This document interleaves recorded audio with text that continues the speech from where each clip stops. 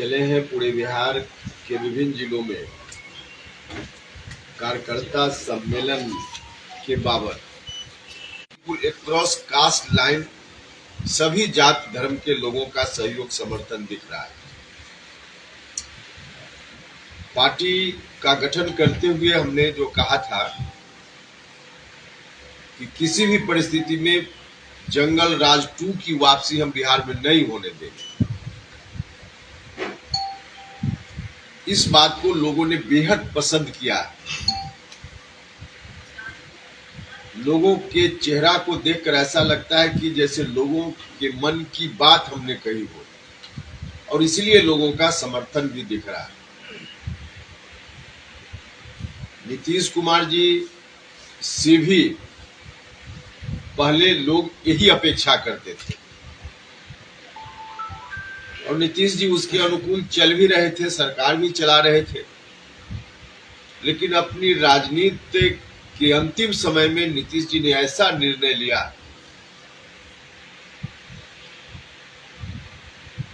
कि फिर से जहां से बिहार चला था वहीं पहुंचाने की बात करने लगे। इस बात को आखिर लोग कैसे पसंद करें?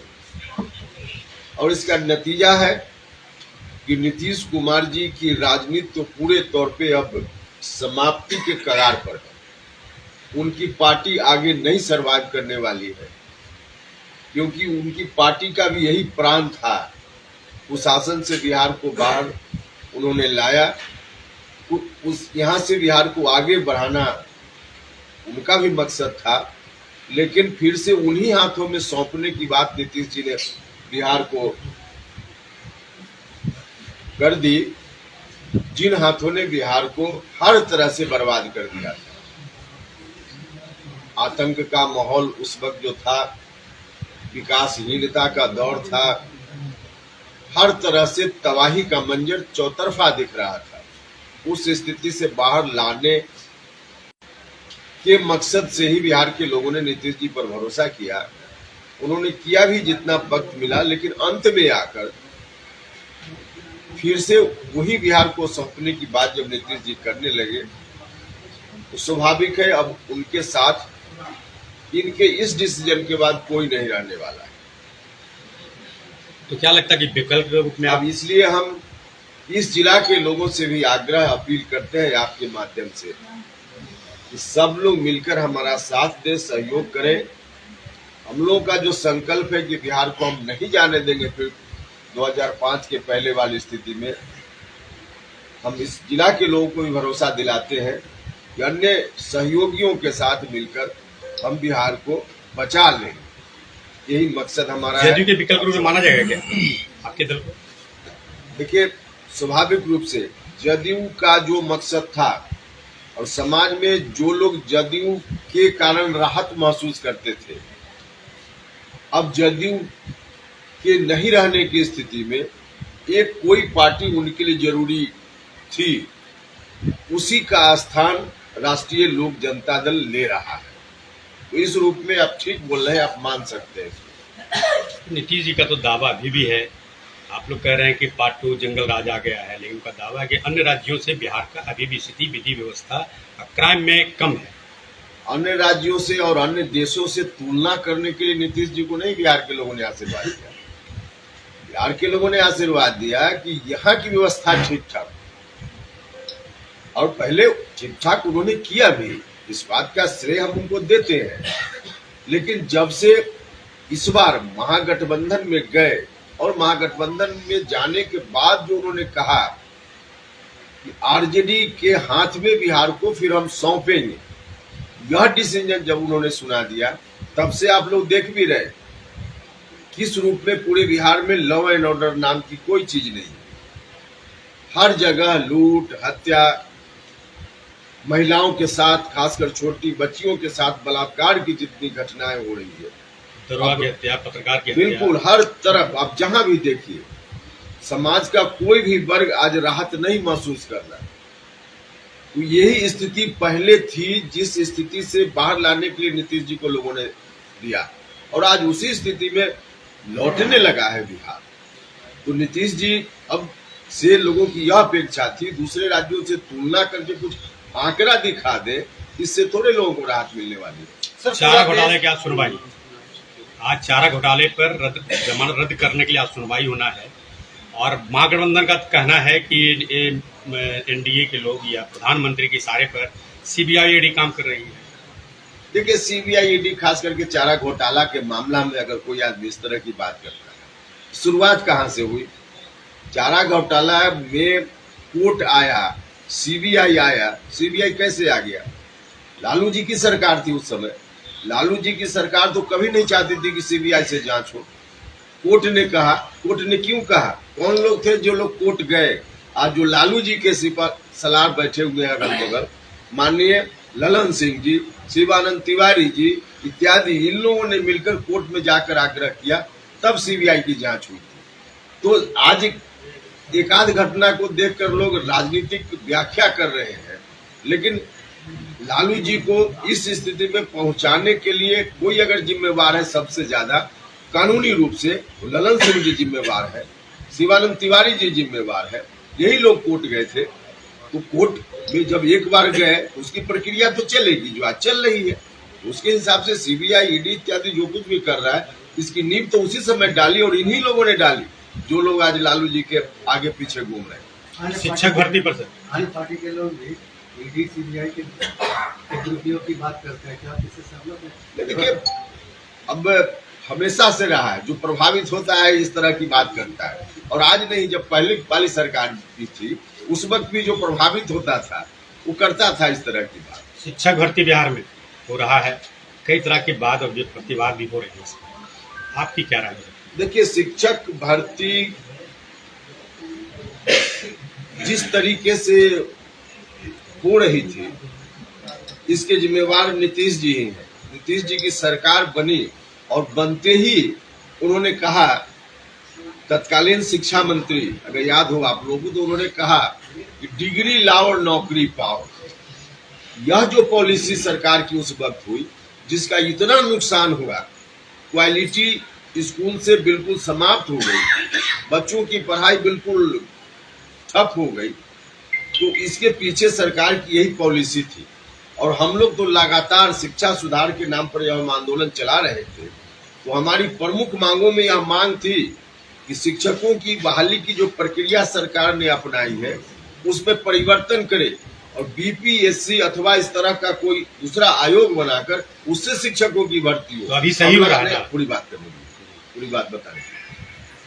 तो हम तो पहले से यह बात कर रहे थे। नीतीश जी को यह बात समझ में 18 साल के बाद आई, यही दुर्भाग्य है। लेकिन आज की तारीख में अब नीतीश जी जिस रूप में कर रहे हैं, अगर शिक्षक अभ्यर्थियों को पहले ही से ऐसा कहा जाता, तो जो उम्मीद लगाकर बैठे थे कि अब नौकरी मिलेगी और हम परिवार को राहत हम दे पाएंगे, तो अंत में आकर अब एक तरह से कहिए कि सारी चीज, अब पहले ट्रेनिंग करिए, फिर एसटीटी कीजिए, इसकी जरूरत क्या थी? एसटीटी कीजिए, यह ठीक है, ट्रेनिंग कीजिए, ठीक है, लेकिन यह डिसीजन अगर पहले हो गया रहता कि बीपीएससी से परीक्षा, तब तो आज जिस तरह से परेशान है लोग परेशान नहीं होते। लेकिन परेशानी में डालने वाले भी नीतीश जी। अब आज की तारीख में नीतीश जी से शिक्षक संघ के प्रतिनिधियों की वार्ता हुई है। अब क्या बात हुई है, उसके अनुकूल क्या क्या सरकार डिसीजन लेगी हमको नहीं मालूम। तो प्रक्रिया का समर्थन किया जा रहा है क्या, जो परीक्षाएं चल रही है? हाँ बिल्कुल, हम तो समर्थक रहे हैं, लेकिन समर्थक हम इस रूप में नहीं रहे कि सारी तैयारी करा करके और आज नौकरी देने की बात हुई तो अंत में आपने कह दिया। यह बात पहले होनी चाहिए। कुछ लोग सवाल हो रहा है कि बिहार की प्राथमिकता नहीं है, पूरे देश के लोग भर रहे हैं आवेदन, यूपी और ये तो तेजस्वी यादव जी से पूछना चाहिए।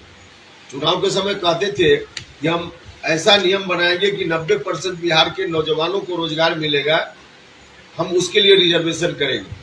कहाँ गया उनका वादा? अब बताएं, डोमिसाइल नीति लाएंगे और 90% बिहार के बेरोजगार नौजवानों को हम देंगे, इसमें कहाँ गया उनका वादा?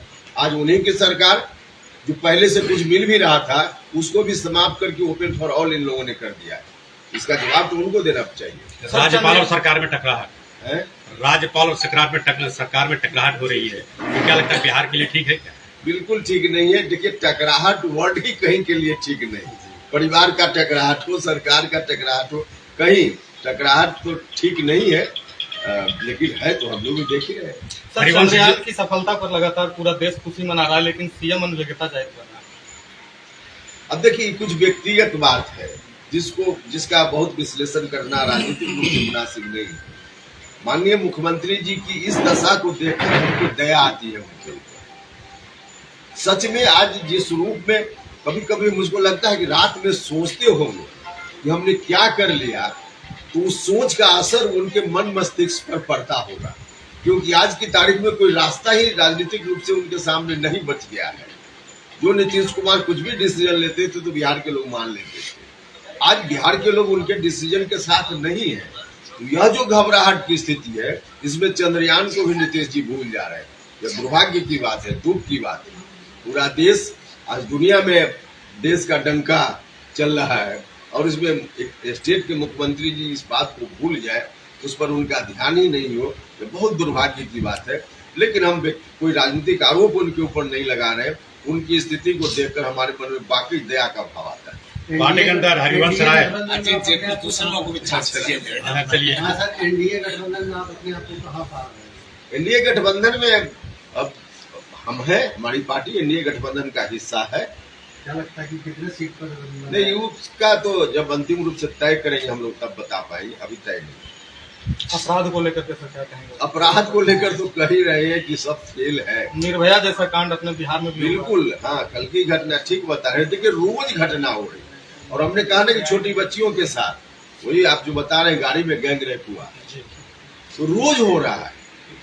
अब है अब इसलिए तो कह रहे हैं कि एक तरह से अभी आरजेडी के लोग आधा अधूरा शासन में, मुख्यमंत्री उनका नहीं है, लेकिन चल तो उन्हीं का रहा है कि पूरा का पूरा, और इसका दुष्परिणाम दिख रहा है।